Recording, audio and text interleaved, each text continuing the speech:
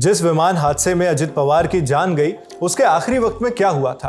क्या विजिबिलिटी कम होने की वजह से प्लेन क्रैश हो गया? क्या किसी कंफ्यूजन के चलते लैंडिंग में दिक्कत आई? या फिर फ्यूल को लेकर कोई बड़ी चिंता थी जिसके कारण हड़बड़ाहट में कोई गलती हुई? रनवे से महज 50 मीटर दूरी पर क्रैश होना किस ओर इशारा करता है? इन सारे सवालों पर अब रिपोर्ट्स के जरिए कुछ जानकारियां आनी शुरू हो गई हैं।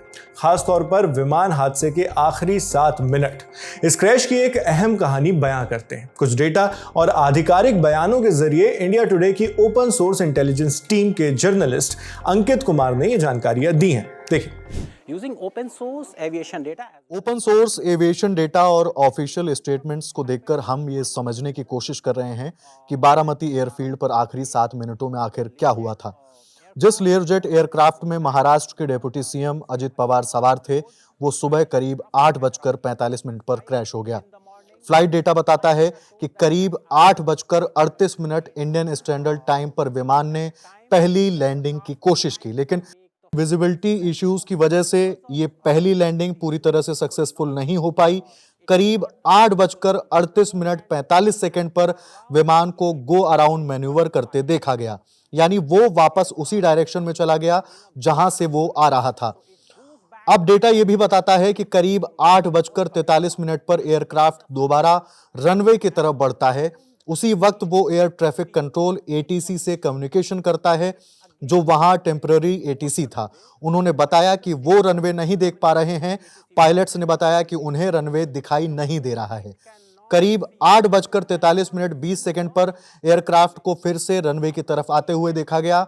इस पॉइंट पर पायलट्स ने कथित तौर पर एटीसी को कंफर्म किया कि अब उन्हें रनवे दिखाई दे रहा है, लेकिन इसके कुछ ही सेकंड बाद करीब 8:44 से 8:45 के बीच रनवे से लगभग 50 मीटर पहले ही एयरक्राफ्ट उसी जगह क्रैश हो गया। यहां एक और अहम बात समझनी जरूरी है। इस एयरफील्ड पर कोई परमानेंट एटीसी नहीं है। यहां 2 फ्लाइंग एकेडमीज और फ्लाइंग ट्रेनिंग स्कूल हैं, जो आपस में शिफ्ट्स लेकर पायलट्स को लैंडिंग में गाइड करते हैं, ताकि बारामती एयरफील्ड पर एयरक्राफ्ट बाहिफाजत उतर सकें।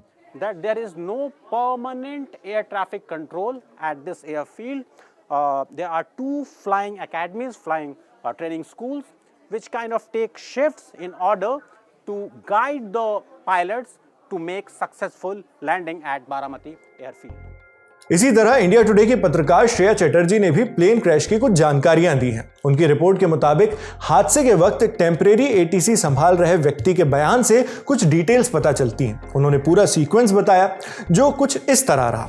28 जनवरी 2026 को सुबह 8:18 पर पहली बार विमान VTSSK ने बारामती से कांटेक्ट किया। इसके बाद एयरक्राफ्ट की अगली कॉल तब आई जब वो बारामती से 30 नॉटिकल माइल्स इनबाउंड था, यानी लगभग 56 किलोमीटर की दूरी से आ रहा था। इस स्टेज पर उसे पुणे की तरफ से रिलीज कर दिया गया। क्रू को कहा गया कि वो विजुअल मीटियोरोलॉजिकल कंडीशंस के तहत फैसला लें, यानी ऐसे मौसम में जो मौसम का हाल है उसको देखें और उसकी स्थिति जिसमें पायलट आंखों से साफ साफ देखकर विमान उड़ा सकते हैं, इसे कहा जाता है VMC।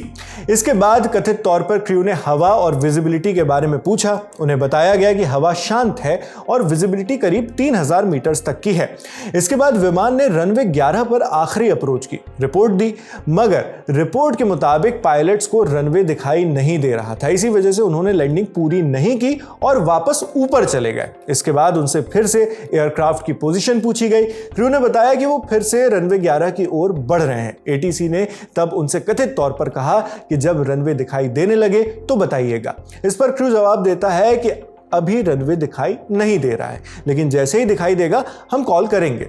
जिसके कुछ सेकंड्स बाद उन्होंने बताया कि रनवे अब नजर आ रहा है, बकौल रिपोर्ट।